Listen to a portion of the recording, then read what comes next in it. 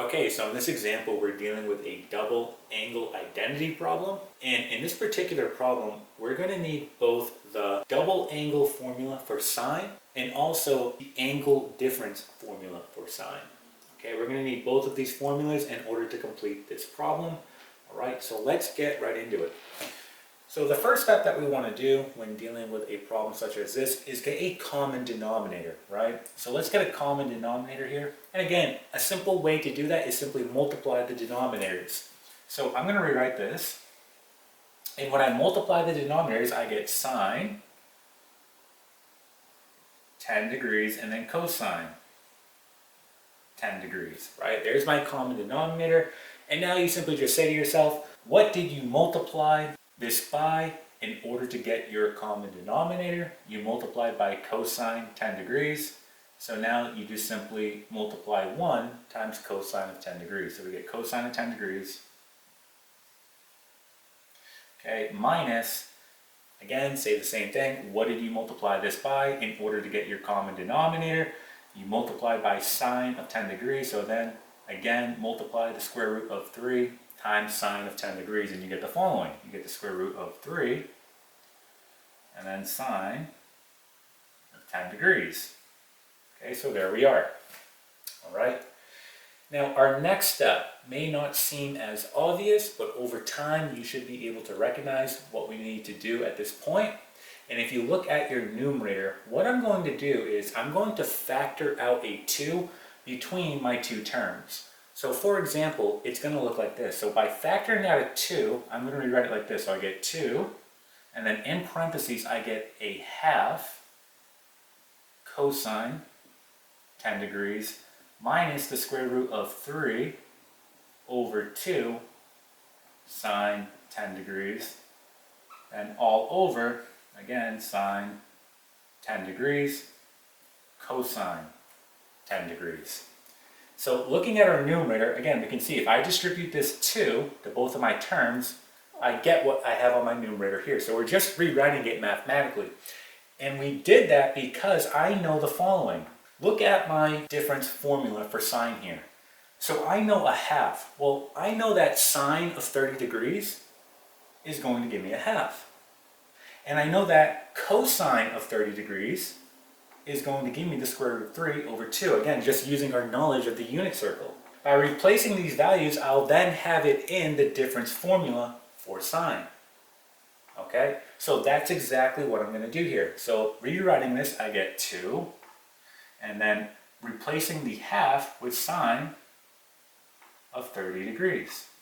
And then cosine 10 degrees minus, again, this is going to be cosine of 30 degrees. And then we get sine 10 degrees, right? And this is all over, again, sine 10 degrees, cosine 10 degrees, okay? So there it is. So now, looking at our numerator, in parentheses, that is going to be the difference formula for sine. So we can rewrite it, right? We can condense it. So let's go ahead and do that. So what I'm going to do is just erase this right here. We're done with this. We don't need this anymore. And let's go ahead and just rewrite what we have in parentheses. Doing that, we're going to get the following. We get 2, and then in parentheses, we get sine. Again, writing it in this format here, a minus b. So my a is 30, my b is 10. So I get 30 minus 10, again, this is degrees, right? Again, all over sine of 10 degrees, cosine 10 degrees. All right, so let's go ahead and rewrite this again. All right, let's erase this. Just continuing on. This is going to give me sine of 20 degrees. So rewriting, we get 2 sine of 20 degrees all over sine 10 degrees cosine 10 degrees. Okay? So at this point, we need to further break this down. So look at your denominator. It's almost in the double angle formula, right? 2 sine theta, cosine theta. Well, I have sine theta, cosine theta. I'm just missing that 2. So what I'm going to do here is I'm simply just going to multiply both my numerator and denominator by 2. Because remember, if I multiply the denominator by 2, I also have to multiply the numerator. We're going to keep it balanced. So doing that, you're going to get the following. You get 4 sine of 20 degrees all over 2 sine 10 degrees cosine 10 degrees. Okay?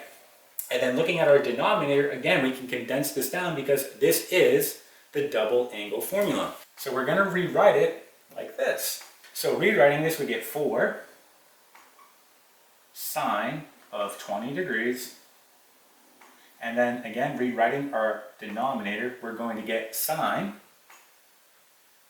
of 20 degrees. Okay? So again, you're just going 2 times theta. So in this case, 2 times theta, that's going to be 2 times 10. That's where the 20 comes from. And you're almost done at this point. Sine of 20 degrees simply just cancels out on both the numerator and denominator. So this cancels, and you're left with your final answer. So your answer here is going to be 4. Okay, so that is a double angle identity problem in which we use both the double angle formula for sine and also the angle difference formula for sine. Okay, and that's it.